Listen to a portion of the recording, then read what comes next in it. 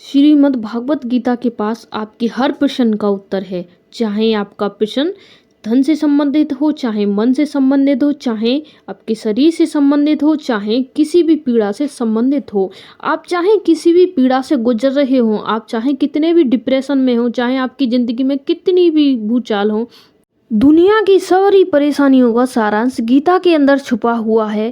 आज कलयुग में लोग गीता को जानते नहीं है, पढ़ते नहीं है, तभी तो आज इतने दुखी हैं। हमारे सारे दुखों का कारण सिर्फ हमारी अज्ञानता है। हमने गीता को पढ़ा नहीं, देखा नहीं, इसीलिए हम इस तरह से। भगवान श्री कृष्ण ने गीता में कुछ ऐसे उपदेश दिए हैं जिनसे हमारी ज़िंदगी की सारी परेशानियां दूर हो जाएंगी। वो 21 उपदेश मैं आपको बताने जा रही हूँ। आप 21 उपदेशों को अगर आपने देख लिया, सुन लिया, तो आपकी ज़िंदगी की सारी परेशानियां दूर हो जाएंगी। चाहे आप किसी भी एज के सही, सारी परेशानियां दूर हो जाएंगी। गीता में कोई ऐसी परेशानी नहीं जो आज तक हल नहीं हुई हो। गीता से पूरी दुनिया ब्रह्मांड की सारी परेशानियां दूर हो जाती हैं। हमारी वीडियो में आप एंड तक कुछ ना कुछ जरूर सीख के जाओगे। कमेंट करके बताना कुछ सीखने को नहीं मिले तो। भागवत गीता के ये ऐसे 21 उपदेश हैं जो हर इंसान को जरूर सुनना चाहिए। श्रीमद् भागवत गीता के नंबर 1 उपदेश। जब कोई समझदार व्यक्ति किसी से संबंध निभाना छोड़ देता है तो समझ लेना उसके आत्मसम्मान को कभी न कभी कहीं न कहीं ठेस जरूर पहुंची है। नंबर 2, हमें छोड़कर कोई अन्य क्या कर रहा है, क्यों कर रहा है, कैसा कर रहा है, इन सभी बातों से हमें अपने आप को जितना दूर रखेंगे हम उतना ही खुश रहेंगे और मन को शांति मिलेगी, मन प्रसन्न होगा। जो दिल के अच्छे हैं, जिनमें दया की भावना है और जो दूसरों की तकलीफ को समझते हैं, उन्हें दोबारा जन्म लेना नहीं पड़ता और मोक्ष की प्राप्ति करके उनकी आत्मा परमात्मा में लीन हो जाती है। मोह उसी पर करें जिस पर आपका अधिकार है और जिस पर आपका अधिकार नहीं है उस पर आप कभी भी मोह नहीं करना चाहिए। प्रबुद्ध व्यक्ति अर्थात जो जानकार है या जागृत है, उनके लिए कचरे के ढेर, पत्थर और सोना सभी एक समान हैं। सोने को भी वो कचरा समझते हैं और कचरे को भी वो कचरा ही समझते हैं। आपका कर्म ही आपकी पहचान है। वैसे तो एक ही नाम के लाखों इंसान हैं, आपका कर्म ही आपकी सच्ची पहचान है।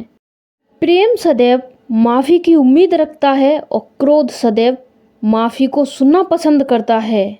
जो व्यक्ति हमेशा संदेह करते हैं उनके लिए प्रसन्नता ना ही उनके लोक में है और ना ही किसी और जगह है।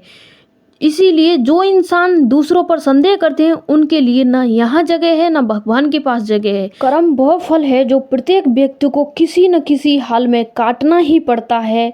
इसी कारण हमें अच्छे बीज का ही बोना चाहिए। कर्म हमारा है तो बीज अच्छा होना चाहिए, यानी हमारा कर्म अच्छा होना चाहिए। वो हमें फल के रूप में एक दिन प्राप्त जरूर होगा। यदि हमारे कर्म अच्छे होंगे तो हमारा फल भी निश्चय अच्छा ही होगा।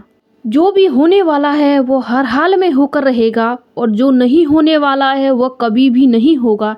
ऐसा ज्ञान जिनकी बुद्धि में होता है वह कभी भी परेशान नहीं होते। अच्छे कर्म करने के बाद भी लोग आपकी बुराइयां ही याद रखेंगे। इसीलिए समझदारी इसी में है कि लोग क्या कहते हैं हमारे बारे में कभी भी ध्यान नहीं देना चाहिए, सिर्फ अपने आप पे ही ध्यान देना चाहिए। जितना हो सके खामोश रहना ही बेहतर है, क्योंकि हम यह आपको जानना ही चाहिए कि आपकी जुबान ही आपसे सबसे ज़्यादा गुनाह कराती है। अपने दुखों के लिए संसार को दोषी मत समझो, अपने मन में ही परिवर्तन लाओ। आपके दुखों का अंत तभी हो पाएगा। खुद को कमज़ोर कभी नहीं समझना चाहिए। अगर आप गिर जाते हैं तो खुद से उठिए, खुद से उठने का प्रयास करिए। पूरी निष्ठा से अपना कर्म और कर्तव्य निभाओ। सारा कुछ मुझ पर छोड़ दो। हो सकता है हर दिन कुछ अच्छा ना हो, लेकिन किसी दिन तो अच्छा ज़रूर होगा। धैर्य रखें। कभी कभी आपके जीवन में अच्छा पाने के लिए अपने सबसे बुरे दिनों से गुजरना ही पड़ेगा। आपको रोना बंद कर दो और अपनी तकलीफ़ों से खुद ही लड़ना सीखो, क्योंकि साथ देने वाले भी शमशान से आगे नहीं जाते हैं। जब समय न्याय करता है तो गवाहों की आवश्यकता ही नहीं पड़ती है, गवाहों की आवश्यकता ही नहीं पड़ती है। एक उपहार तभी असली, पवित्र और उपहार माना जाता है जब वह हृदय से और अच्छे भाव से, मन से सही व्यक्ति और सही समय पर दिया जाता है और वह उपहार पाने वाले व्यक्ति को उस व्यक्ति को उस उपहार को पाने के लिए कोई उम्मीद ना हो, कोई आशा ना हो, तभी वो असली में एक उपहार के रूप में माना जाता है। सुंदरता आपके दृष्टिकोण में होती है, क्योंकि किसी को कीचड़ में खिलता हुआ कमल भी अच्छा लगता है, वहीं किसी को चांद में भी दाग नजर आता है। इसलिए अपने दृष्टिकोण को बदलिए, लोगों को नहीं।